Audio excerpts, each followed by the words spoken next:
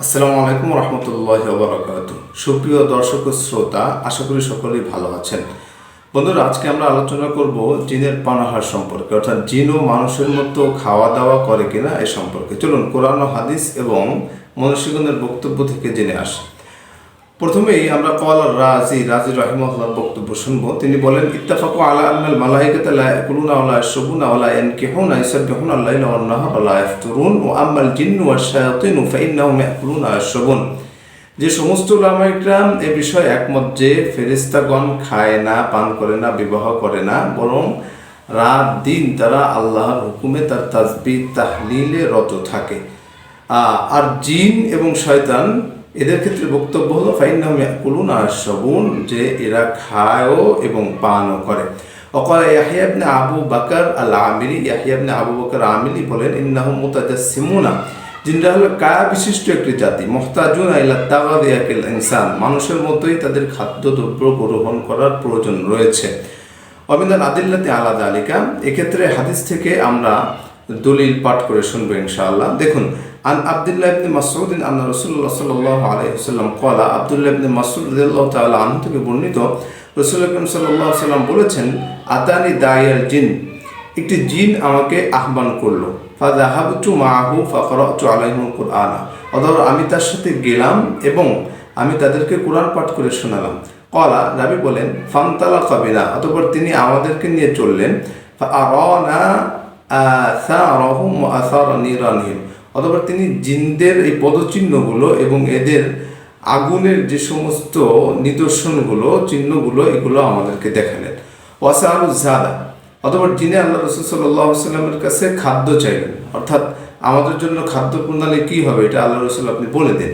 ফাকাল, অতঃপর আল্লাহ রাসূল বললেন, লাকুম কুল্লু আজমিন যুকিরা ইসমুল্লাহি আলাইহি ইয়াকাউ ফি আইদিকুম আওফারা মা ইয়াকুনুল লাহমান, তোমাদের খাদ্য হলো প্রত্যেকটি হাড়, এবং যখনই বিসমিল্লাহ বলে এই হাড়ে তোমরা হাত দিয়ে ধরবে, তখনই এই হাড়গুলো গোস্তে পরিণত হয়ে যাবে, পরিপূর্ণ হয়ে যাবে।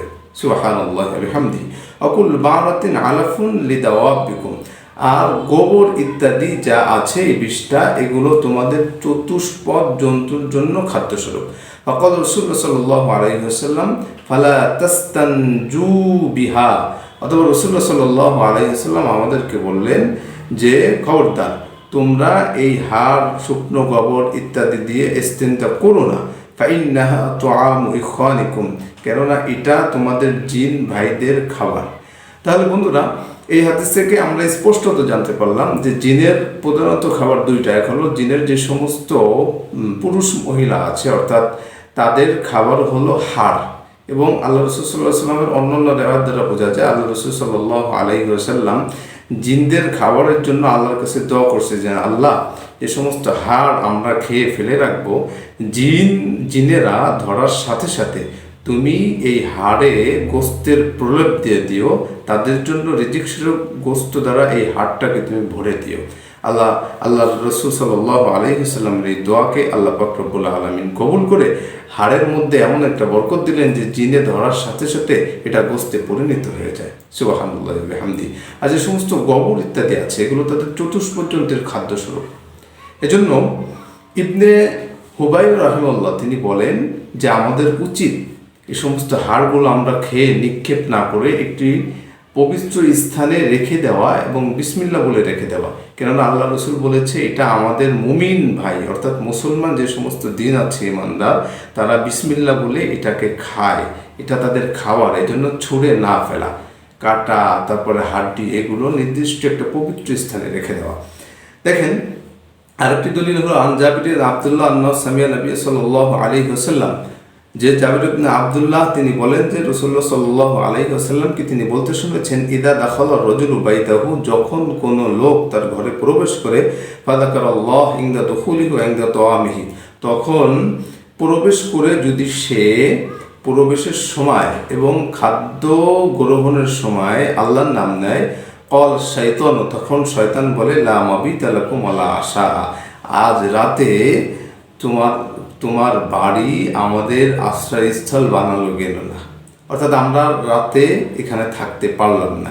ওয়াইদা দাখালা ফালাম ইয়াযকুর ইসমাল্লাহি ইনদা দুখুলিহি, আর যদি কেউ তার ঘরে প্রবেশ করার সময় আল্লাহর নাম না নেয়, ক্বালা শাইতানু, তখন শয়তান বলে আদ্রাকতুমুল মাবিতা, হ্যাঁ এই ঘরকে আশ্রয়স্থল হিসেবে তুমি এই ঘরকে তোমরা আদ্রাকতুমুল মাবিতা, এই ঘরকে আশ্রয়স্থল হিসেবে আমাদের জন্য তুমি বানিয়ে দিলে।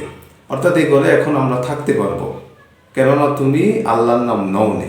ওয়াইদা লাম ইউযকার ইসমুল্লাহ ইনদা তুআমিহি, আর যখন সেই ব্যক্তিটি খাবার গ্রহণের সময় আল্লাহর নাম নেয় না, ক্বালা আদ্রাকতুমুল মাবিতা ওয়াল আশা, তখন বলে দেয় হ্যাঁ আজকে রাতে আমাদের থাকার ডেরা হিসাবে এই ঘর আমাদের আশ্রয়স্থল হিসাবে আমরা পেয়ে গেছি। অর্থাৎ এই হাদিসে আল্লাহ রাসূল সাল্লাল্লাহু আলাইহি ওয়াসাল্লাম বোঝাতে চায় যে ঘরে প্রবেশ করার সময় যদি কেউ আল্লাহর নাম নেয় তাহলে জিন সেই ঘরে আশ্রয় নিতে পারে না, সেই খাদ্যে অংশগ্রহণ করতে পারে না। আর যদি খাবার গ্রহণের সময় ঢোকার সময় আল্লাহর নাম নেওয়া না হয় তাহলে সেই ঘর দিনের আশ্রয়স্থল হয়ে যায় ওই দিনের জন্য, ওই রাতের জন্য, এবং ওই খাবারের সাথে জিনে অংশগ্রহণ করে। শায়েখ ওয়াহিদ বিন আব্দুস সালাম বারি একটি ইসরায়েলি রেওয়ায়াত এনে এক্ষেত্রে বিস্তারিত আলোচনা করেছে। এটা অন্য একটি ভিডিওতে ইনশাল্লাহ মুস্তাকিলভাবে আমরা বর্ণনা করব। তাহলে এই হাদিস থেকে আমরা জানতে পারলাম যে জিনেরা খাদ্য গ্রহণ করে। দেখুন এখন কিভাবে খাদ্য গ্রহণ করে জিনেরা, সেক্ষেত্রে আরেকটি হাদিস আমাদের দলিল। ওয়ান আব্দুল্লাহ ইবনে উমর আন্না রাসূলুল্লাহ সাল্লাল্লাহু আলাইহি ওয়াসাল্লাম ক্বালা, আব্দুল্লাহ ইবনে উমর রাসূল করিম সাল্লাল্লাহু আলাইহি ওয়াসাল্লাম থেকে তিনি রিওয়ায়াত করেন, তিনি বলেন যে রাসূলুল্লাহ সাল্লাল্লাহু আলাইহি ওয়াসাল্লাম বলেছে লা ইয়াকুলান্না আহাদুম মিনকুম বিশিমালিহি, খবরদার তোমাদের কেউ যেন বাম হাতে না খায়, ওয়ালা ইয়াশরাবান্না বিহা, এবং বাম হাত দিয়ে ধরে কিছু পান না করে, ফাইন্না শাইতানা ইয়াকুলু বিশিমালিহি ওয়া ইয়াশরাবু বিহা, কেননা শয়তান বাম হাত দিয়ে খায় এবং পান করে।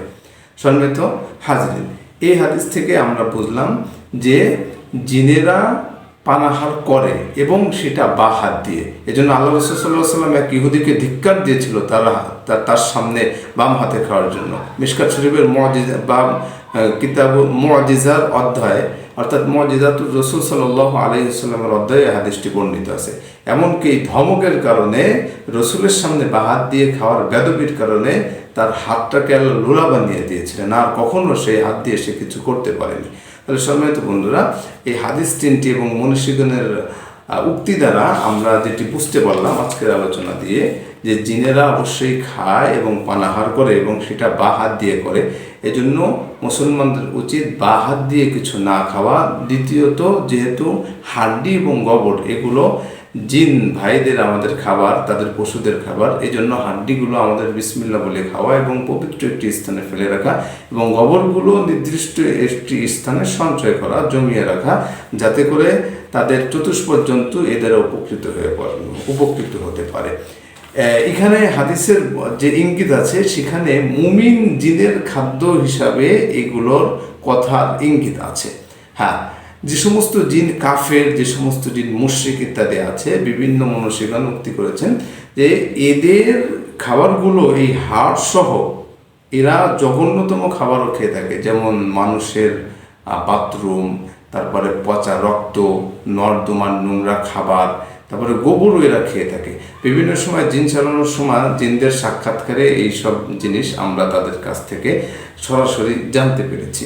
এবং শায়েখ ওয়াহিদ বিন আব্দুস সালাম বালি তিনি সহ আরবেরও অনেক রাকি তাদের কিতাবে এই মন্তব্যগুলোই করেছেন। কেননা আমাদের ভিতরেও যেমন পাপীরা জঘন্য মদ গাঁজা ইত্যাদি খেয়ে থাকে, নোংরা খাবার, জিনদের মধ্যে যারা আছে এরাও বাছাই না করে খাবার ইত্যাদি এই সমস্ত মল টল, পচা পায়খানা টেখানা ইত্যাদি খায়। তাহলে সম্মানিত বন্ধুরা, আজকে আমরা এই ভিডিও থেকে দলিল ভিত্তিক আলোচনায় যেটা বুঝলাম সেটা হলো জিনে পানাহার করে, এবং মুমিন জিন যারা তিনারা হাড্ডি বিসমিল্লাহ ধরে খেলে আল্লাহ নিজ রহমাতে এই হাড্ডিকে গোস্ত দ্বারা পরিপূর্ণ করে দেন। এবং বেঈমান যত কাফের মুশরিক জিন আছে তারা এই হাড্ডি, গোবর সহ ইত্যাদি মল, অনেক নোংরা আবর্জনা খেয়ে থাকে। তাহলে আজকে এ পর্যন্তই। সকলে ভালো থাকবেন, সুস্থ থাকবেন। আসসালামু আলাইকুম ওয়া রাহমাতুল্লাহি ওয়া বারাকাতুহু। ভিডিওটি ভালো লাগলে লাইক, কমেন্ট, শেয়ার করে আমাদের সাথেই থাকবেন।